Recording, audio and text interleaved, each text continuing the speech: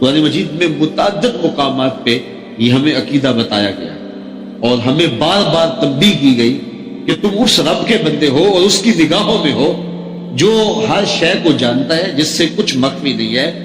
تم اپنی باتوں سے کیسے لوگوں کو فریب دے سکتے ہو، لوگ تمہیں فریب دے سکتے ہیں، لیکن تم اپنی باتوں سے، اپنے رویوں سے، اپنے انداز سے اپنے رب کو فریب نہیں دے سکتے۔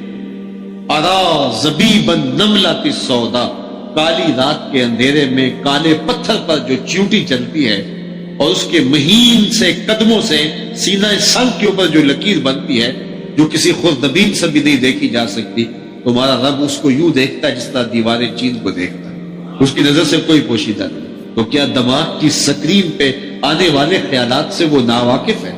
کیا وہ تمہارے دل کے اندر جو وسوسے آتے ہیں کیا اس سے وہ بے خبر ہے؟ تو جو تم بظاہر نیکی سمجھ کر کے لوگوں کو تاثر دے رہے ہو کہ یہ نیکی ہے، لیکن تمہارے دل کے گوشے کے اندر کوئی اور منصوبے ہیں، تو کیا تمہارا رب ان منصوبوں سے بے خبر ہے؟ کیا تم لوگوں کو تصنع بناوٹ سے اپنے عمل سے ریاکاری کر رہے ہو اور لوگ سمجھتے ہیں یہ سجدہ کر رہا ہے، لمبی نماز پڑھ رہا ہے، لیکن اس کے پیچھے تمہارا جو خیال ہے، کیا تمہارا رب اس سے بے خبر ہے؟ کہا ایسا نہیں ہے۔ انہ یعلم الجہر وما یخفی، یہ عقیدہ ہی ہمارے اندر اتر جائے تو اتنا بڑا مرشد ہے یہ عقیدہ کہ ہماری زندگی کا قبلہ ٹھیک کر۔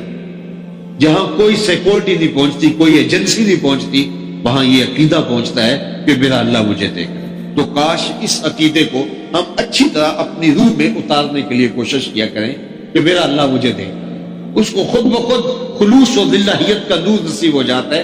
وہ بند کوٹڑی کے اندر بھی اور جو ہے وہ انتہائی تنہائی کی صورت کے اندر بھی جرم نہیں کر پاتا اس خیال سے کہ میرا اللہ مجھے دیکھ رہا ہے۔ تو یہ یقین ہماری زندگی کا حصہ ہونا چاہیے، اور مومن کی زندگی ہے کہ میرا اللہ مجھے دیکھ رہا ہے۔ اور یہی یقین اور یہی روشنی زندگی کو کتنے گناہوں سے جو ہے وہ محفوظ رکھتا ہے، یہ یقین اور یہ اجالا کہ میرا اللہ مجھے دیکھ رہا ہے۔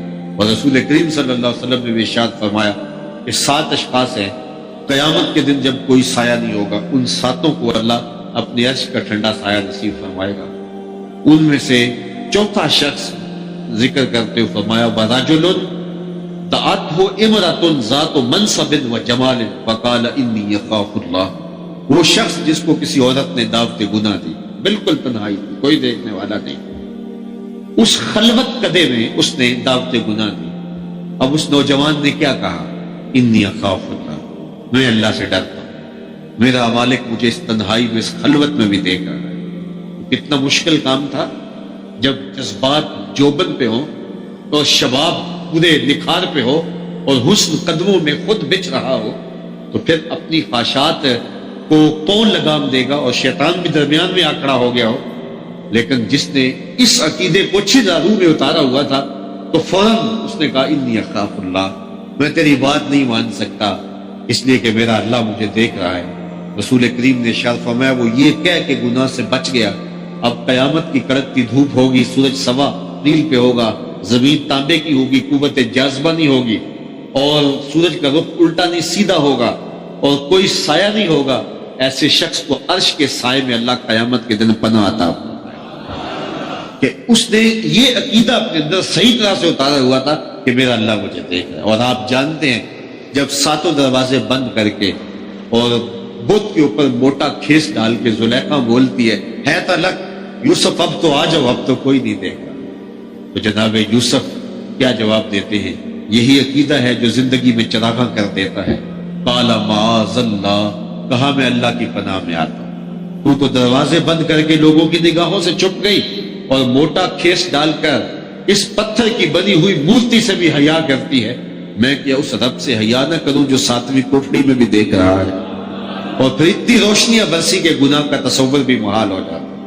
شہزادی ہے لیکن ملکہ کے حسن کو ٹیڑھی نگاہ سے بھی نہیں دیکھا، یہ یقین تھا کہ میرا اللہ مجھے دیکھ۔ تو انسان کے عقیدے میں جب یہ یقین اتر جاتا ہے، اس کی روح کے اندر یہ عقیدہ سرایت کر جاتا ہے کہ میرا اللہ مجھے دیکھ رہا ہے، تو پھر یقیناً جو ہے وہ انسان جرم نہیں کر پاتا۔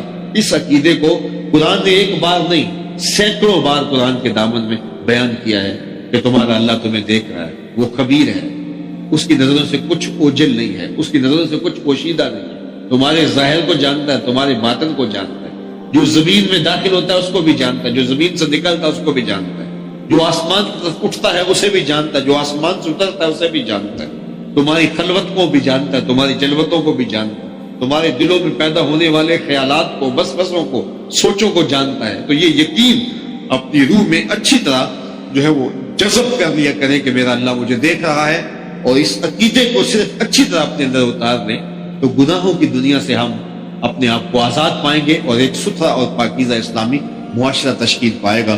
تو مجھے اور آپ کو اچھی طرح اس عقیدے کو اپنے باطن میں اتار لینا چاہیے کہ میرا اللہ مجھے دیکھ رہا ہے۔ انہ یعلم الجہر وما یخفی ونیسرک للیسری، اور ہم تمہارے لیے آسانی کا سامان کرتے ہیں۔